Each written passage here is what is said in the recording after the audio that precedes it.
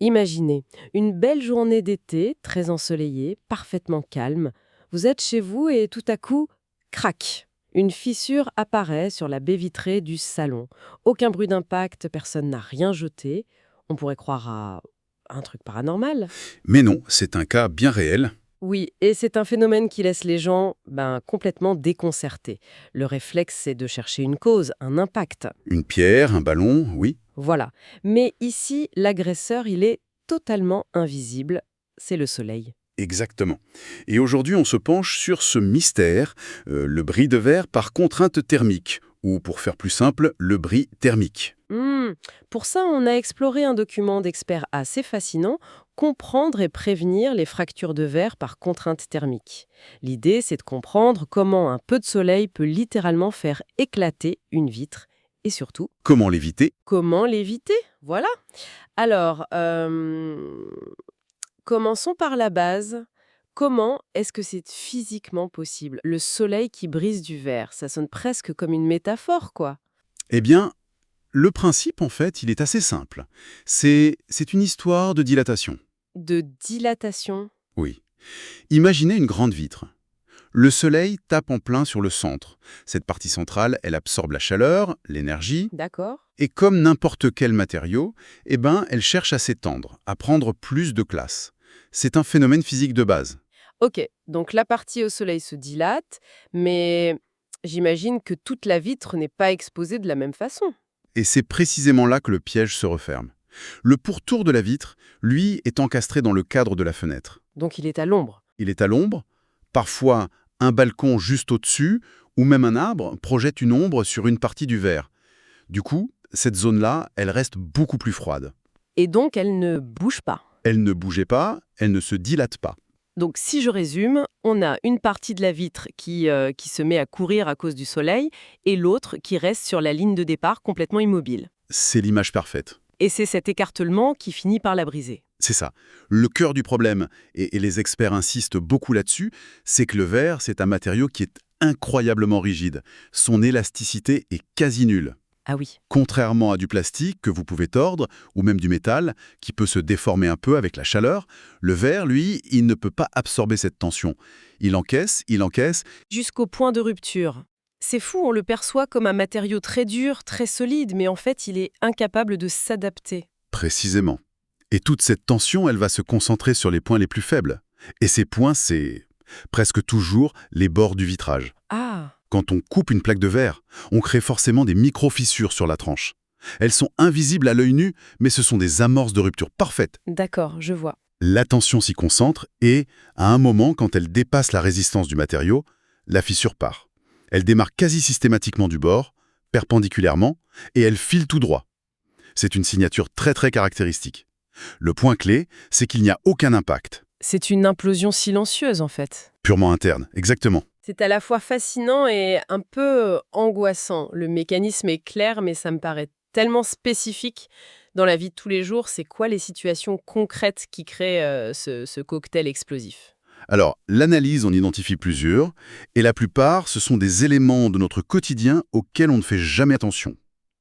Le coupable numéro 1, et de très loin, c'est l'ombrage partiel et irrégulier. C'est-à-dire? C'est-à-dire tout ce qui va projeter une ombre très nette sur une partie de la vitre, et donc créer une frontière brutale entre le chaud et le froid. Ah oui, je vois très bien. Le classique volet roulant qu'on laisse descendu à mi-hauteur en plein été. L'exemple d'école. La partie du bas est glaciale à l'ombre et celle du haut est en train de cuire au soleil. C'est exactement ça. Ou un rideau occultant qui n'est pas totalement tiré et qui laisse juste une bande de soleil tapée en plein milieu. On ne pense jamais que ça peut être un problème. Mais cette bande de soleil, elle agit comme un chalumeau thermique. L'écart de température peut devenir extrême. Et ce qui est étonnant dans le document, c'est qu'il mentionne aussi des causes plus surprenantes, comme des plantes ou des meubles. Absolument. Et ça, c'est un piège très courant. Vous avez une belle plante d'intérieur, un grand ficus ou une bibliothèque, vous la placez juste devant la baie vitrée pour qu'elle ait de la lumière. Oui, logique. Sauf que sans vous en rendre compte, vous créez une zone d'ombre permanente. Chaque jour, pendant des heures, le même morceau de la vitre reste froid, alors que tout le reste chauffe. C'est une recette parfaite pour la catastrophe. J'imagine la discussion avec l'assurance.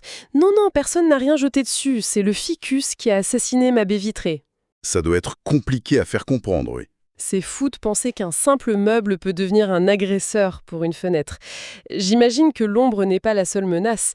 Si on pense à l'intérieur de la maison, il y a des pièges similaires. Oui, il y a un deuxième grand facteur de risque, les sources de chaleur intérieures trop proches. Le principe est le même, mais inversé. La chaleur ne vient plus du soleil, mais de nos appareils. Un radiateur électrique collé sous une fenêtre, par exemple. Voilà exactement, un convecteur, un poêle à bois ou même un sèche-serviette dans une salle de bain.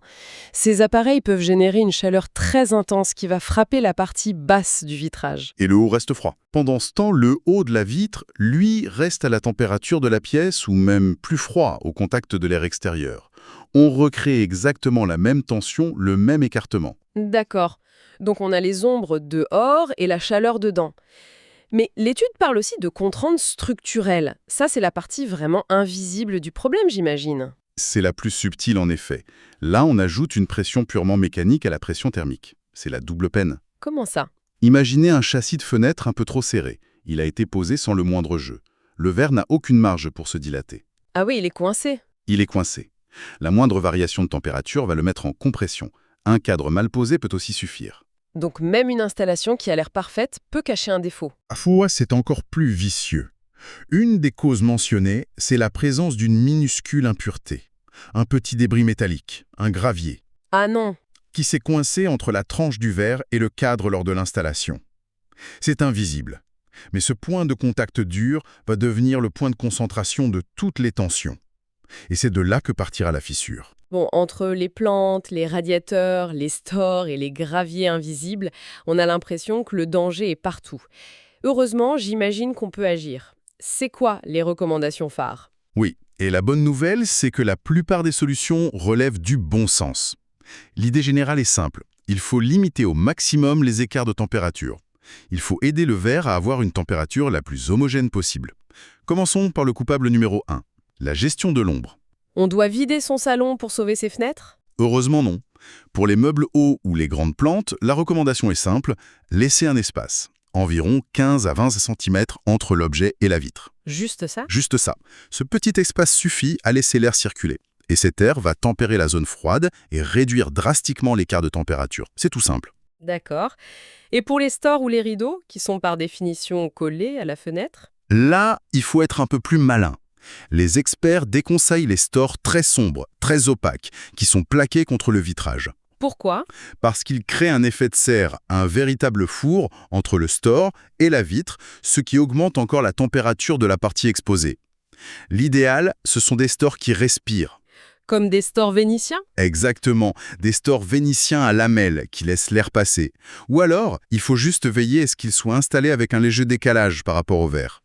Très clair. Passons à l'ennemi intérieur, le radiateur. On ne le déplace pas comme un pot de fleurs, celui-là. Non, mais il existe une solution assez astucieuse et peu connue. Le déflecteur. Un déflecteur? Petite tablette, souvent en métal ou en bois, qu'on fixe au mur juste au-dessus du radiateur. Son rôle, c'est de bloquer l'air chaud qui monte à la verticale. Oui, et de le rediriger vers le centre de la pièce. Voilà, ça évite que ce jet d'air surchauffé ne frappe directement la base de la vitre. C'est simple, pas cher et très efficace. C'est tout bête, mais il fallait y penser. Mais j'ai une autre question. On voit beaucoup de publicités pour des films solaires à coller sur les vitres. Ça a l'air d'être la solution miracle contre la chaleur. Est-ce que ça aide ou est-ce que ça peut même empirer les choses? Excellente question, parce que c'est un vrai sujet à double tranchant. Un film solaire, par définition, il est fait pour absorber une partie de l'énergie solaire. Donc il fait chauffer le verre? Il fait chauffer le vitrage lui-même, c'est son principe. Un bon film dit sélectif peut très bien faire le travail, mais il doit être parfaitement compatible avec le type de verre sur lequel on le pose. Et s'il n'en l'est pas, que se passe-t-il? Eh bien, il peut transformer une situation à risque modéré en situation à haut risque. En augmentant l'absorption de chaleur, il va amplifier les écarts de température et donc les tensions. Ah d'accord. La recommandation des pros est donc très claire. Ne jamais poser un film solaire sans l'avis d'un vitrier. Lui seul peut analyser le type de vitrage, son épaisseur, son exposition, et dire si un film est une solution ou au contraire un danger. Le bricolage ici, c'est vraiment à proscrire. La prévention, c'est donc la clé. Mais si on construit ou si on rénove, et qu'on sait qu'une façade sera très exposée, j'imagine qu'on peut choisir un verre carrément conçu pour résister à ça? Absolument. Et c'est un point crucial de l'analyse, qui commence par tordre le cou à une idée reçue très tenace. On pense tous, intuitivement, qu'un vitrage plus épais est forcément plus solide. Attendez, ça c'est complètement contre-intuitif. Une vitre plus épaisse, on se dit que c'est le top de la solidité. Vous dites que pour ce problème précis, c'est en fait un handicap? Dans le cas du verre standard, non traité, oui, c'est un handicap. Un verre plus épais a plus d'inertie thermique. Il met plus de temps à chauffer, mais aussi plus de temps à refroidir. Du coup, l'écart de température peut être plus grand. Exactement. L'écart entre le cœur du verre et sa surface, ou entre deux zones, peut être plus important. Le verre plus fin, lui, s'homogénise plus vite. C'est vraiment l'inverse de ce qu'on pourrait penser. C'est dingue. Alors, c'est quoi la vraie solution technologique? La solution la plus courante et la plus efficace, c'est le verre trempé. La plupart des gens le connaissent sous son nom commercial le plus célèbre, Securite. Ah oui, Securite, c'est un verre qui a subi un traitement thermique brutal, chauffé à plus de 600 degrés, puis refroidi très vite par des jets d'air froid. Ce processus crée des tensions contrôlées à la surface du verre qui le rendent 4 à 5 fois plus résistant qu'un verre classique, au choc mais aussi à la chaleur. Surtout aux contraintes thermiques. Il peut supporter des écarts de température de 200 degrés Celsius contre à peine 40 degrés Celsius pour un verre ordinaire. D'accord. Et dans quelle situation ce type de verre est un must, un choix non négociable? Les experts le recommandent pour toutes les zones à risque. Une vitre juste à côté d'un poêle à bois. Une crédence de cuisine en verre derrière des plaques de cuisson. Les portes de douche. Qui subissent le choc de l'eau chaude, oui. Voilà. Et bien sûr, pour les grandes fenêtres très ensoleillées, où les ombres portées sont inévitables. Donc c'est déjà une solution très robuste. Mais j'ai cru comprendre qu'il y avait une option encore au-dessus, une sorte de ceinture et bretelle de la sécurité. Oui, pour la protection maximale, il y a le verre feuilleté trempé. Là, on combine le meilleur des deux mondes. Comment ça? On prend 2 plaques de verre trempé, donc déjà très résistantes, et on les assemble de part et d'autre d'un film plastique, le PVB. On a donc à la fois la résistance thermique du verre trempé et la sécurité du verre feuilleté. C'est-à-dire que s'il casse, les morceaux restent collés. Exactement. Si, par un malheur extrême, il venait quand même à se briser, les morceaux resteraient collés au film, sans risque de projection. Et ça, on le réserve pour des applications vraiment critiques, j'imagine, hein? C'est ça. C'est la solution pour les grandes vérandas, où des toitures en verre sont exposées au soleil toute la journée. C'est aussi ce qu'on utilise pour les garde-corps de balcons en verre, les façades d'immeubles entièrement vitrées. Plein sud, ce genre de choses. Plein sud, ou les très grandes baies coulissantes où la sécurité des personnes est primordiale. C'est vraiment le top de la performance et de la tranquillité d'esprit. Pour résumer donc, l'idée qu'une vitre puisse se briser toute seule à cause du soleil, ce n'est pas du tout une légende urbaine. C'est le résultat d'une lutte invisible, un bras de fer entre une partie du verre qui veut se dilater et une autre, à l'ombre, qui la retient. Oui, et cette lutte est souvent aggravée par des détails qu'on soupçonne même pas. Un cadre un peu trop rigide ou, comme on disait, une plante verte mal placée. C'est ça. Et la clé, comme le montre bien l'analyse, c'est de gérer ces contrastes, de chercher l'homogénéité. Parfois, la solution est aussi simple que de décaler un meuble. De quelques centimètres. Voilà.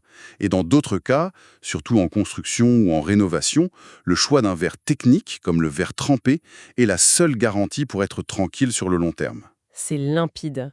Et en refermant ce document, une pensée me vient. On s'est concentré sur les fenêtres de nos maisons, mais ce phénomène de contrainte thermique, de dilatation, il est partout autour de nous. Ah oui, partout. Il s'applique aux routes en béton qui ont besoin de joints pour ne pas éclater sous le soleil, ou même aux puces de nos téléphones qui doivent évacuer la chaleur pour ne pas s'autodétruire. C'est vrai. Et ça amène à se demander à quel point cette gestion invisible des températures et de la dilatation était un pilier fondamental dans la conception de presque tout ce que nous construisons.